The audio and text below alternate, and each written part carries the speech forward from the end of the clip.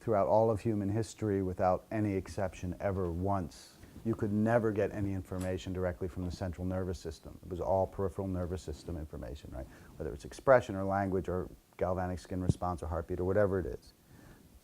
The only information you could get directly from the brain was post-mortem, whatever you could figure out, which was not much.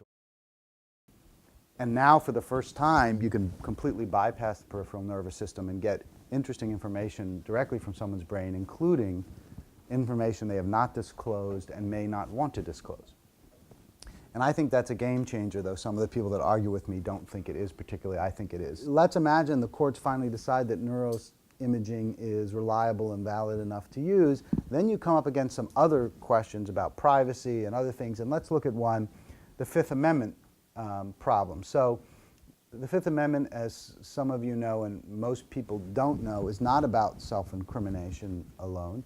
You can be forced to incriminate yourself in many, many different ways. You can be forced to give blood or hair sample even if that incriminates you. What you can't do is be compelled to testify against yourself. And the important word for us here is testify. But what is testimonial? What about brain imaging? In some situations you can imagine someone who's lying there and we ask questions and they don't have to say a word. Will the court think of brain imaging as like a blood test or semen or hair or some other scientific test, or will it see it more like verbal testimony or writing down an answer? And the answer is, of course, it's like neither of those.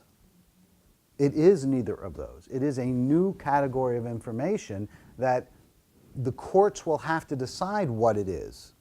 If we go by the standard of protecting coerced and therefore unreliable testimony, it is possible that at some point the testimony using brain imaging will not be unreliable. It might be very reliable. And if so, so much for that reason. But it's also possible that the court might look at the second rationale for Fifth Amendment protections. Here's Louis Seidman, the constitutional scholar. He wrote, "Fifth Amendment protection marks off a boundary of private individual right beyond which the state may not legitimately go, even when going beyond it would maximize the good." There is something that that mental privacy and the idea of mental privacy was historically protected by the courts because they felt it reflects, and I'll read you another quote that's not up there, quote, "Our respect for the inviolability of the human personality and of the right of each individual to a private enclave where he may lead a private life."